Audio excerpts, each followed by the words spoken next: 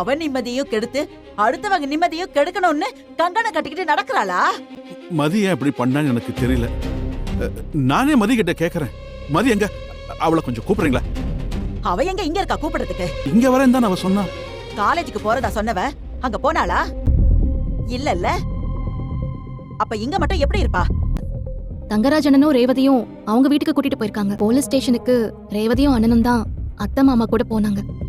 ஒரு 2 நாளைக்கு சுரேஷும் மதியம் அங்க இருக்கட்டும்னு தங்கராஜ் அண்ணன் தான் அவங்களை கூட்டிட்டு போனாரு. மதி ஸ்டேஷனுக்கு போனதோ நீங்க ஸ்டேஷனுக்கு போக வேண்டி வந்ததோ எதுவுமே எனக்கு தெரியாது.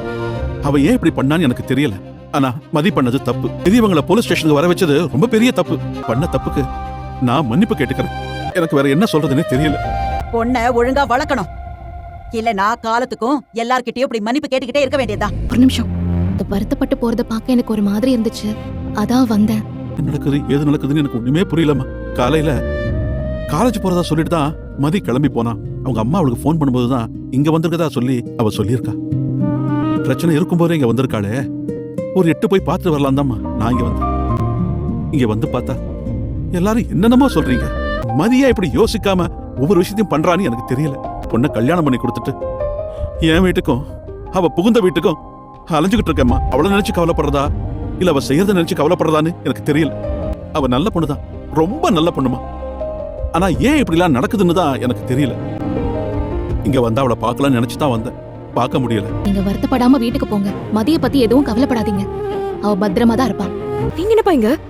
அது நான் உங்ககிட்ட கேட்கணுமா? வீட்டுக்கு வந்துட்டேன்னு சொல்லிட்டு இங்க என்ன பண்ற? உன் மாமனார் மாமியாரும் போலீஸ் ஸ்டேஷன் அது இதுன்னு என்னென்னமோ சொல்றாங்க. தேவையா உங்களுக்கு இதெல்லாம்? தேவையா? கொஞ்ச நேரம் சும்மா இருக்கா? டேய் மச்சான், பொறுமையா இரு. உட்காரு முதல்ல. ராமூர்த்தி, உங்ககிட்ட நான் கொஞ்சம் பேசணும், வரீங்களா? ராமூர்த்தி, மாமாவும் அத்தையும் நடந்த எல்லா விஷயத்தையும் விலாவரியா சொல்லிருப்பாங்களே, நீங்களே சொல்லுங்க. உங்க பொண்ணு பண்ணதெல்லாம் சரியா? வயசுல பெரியவங்க மாமனார் மாமியார போலீஸ் ஸ்டேஷனுக்குலாம் இழுக்கலாமா? அவங்க 2 பேரும் எவ்வளவு பயந்தாங்க தெரியுமா? எவ்வளவு அவமானப்பட்டாங்கன்னு தெரியுமா? இப்ப நாளைக்கு நீங்களே மதிக்க பிடிக்காத ஒரு விஷயத்த பண்ணீங்கன்னா உங்க பொண்ணு உங்களை கூட்டிட்டு போலீஸ் ஸ்டேஷன் போயிருவாளா? மாட்டால. பெத்த அப்பா அம்மா மேல காட்டுற பொறுப்பையும் பாசத்தையும் மாமனார் மாமியார் மேல வைக்க மாட்டேங்கிறாங்க. இங்க பாருங்க ராமூர்த்தி, என் அத்தையும் மாமாவும் மதி கிட்ட பெருசா எதையும் எதிர்பார்க்கல. மதி ஒரு மன்னிப்பு கேட்கணும்னு எதிர்பார்த்தாங்க, அவ்வளவுதான். சாரின்னு ஒரு வார்த்தையில முடிகிற பிரச்சனைய 2 நாளா இழுத்தடிச்சு இருக்கிறவ எல்லாரையும் கஷ்டப்படுத்திட்டு இருக்கா. நான் மதி கிட்ட பேசுறேன் சார். அட போங்க நீங்க வேற. நீங்களும் திரும்ப திரும்ப இதையே தான் சொல்றீங்க. மதி கிட்ட பேசவும் செய்றீங்க. ஆனா நீங்க சொல்ற எதையும் அவ காதல வாங்கிக்கிற மாதிரி எனக்கு தெரியலையே. தான் பிடிச்ச முயலுக்கு 5 கால்னு நிக்கிறா. ராமூர்த்தி, அந்த வீட்ல மதிய வச்சுக்கிறதுக்கு என் மாமனாரும் அத்தையும் பயப்படுறாங்க. அதனாலதான் அவளை இங்க கூட்டிட்டு வந்தேன். ஒரு 2-3 நாள் அவ இங்க இருந்தான்னா அவளுக்கு புத்திமதி சொல்லலாம், அத மதி புரிஞ்சு நடந்துப்பான்னு நாங்களாம் நம்பி கூட்டிட்டு வந்திருக்கோம். இப்போ உங்களோட பங்குக்கு நீங்களும் உங்க பொண்ணுக்கு புத்திமதி சொல்லுங்க. யார் சொல்றதாவது அவ காதல விழுந்தா அது நல்லதுதானே? மதியோட அப்பா மதி கிட்ட ரொம்ப வேதனையோட பேசுறாரு. என்னம்மா, ரொம்ப ஆசையோட கனவுகளோட தானம்மா உன்னை அந்த வீட்டுக்கு கல்யாணம் பண்ணி கொடுத்தோம். அங்க போய் உன்னையால அட்ஜஸ்ட் பண்ணி வாழ முடியலம்மா. நீங்க அடிப்படையில் நல்ல பிள்ளை தானம்மா. ஏமா இப்படி அடுத்தவங்க வெறுப்பை சம்பாரிச்சுக்கிற? என்னதான் பிரச்சனை இருந்தாலும் அது பேசி தானம்மா தீர்த்துருக்கணும். மாமனார் மாமியாரா நீ போலீஸ் ஸ்டேஷன் கூட்டிட்டு போனது தப்பு தானம்மா. அதே இல்லாம உன் வீட்டுக்காருக்கும் அந்த தர்ம சங்கடம் பண்ற மாதிரி பண்ணிட்டியம்மா. என்கிட்ட நீ என்னம்மா சொன்னேன்? காலேஜுக்கு போறேன்னு சொல்லிட்டு இப்படி போய் பண்ணிருக்கியம்மா.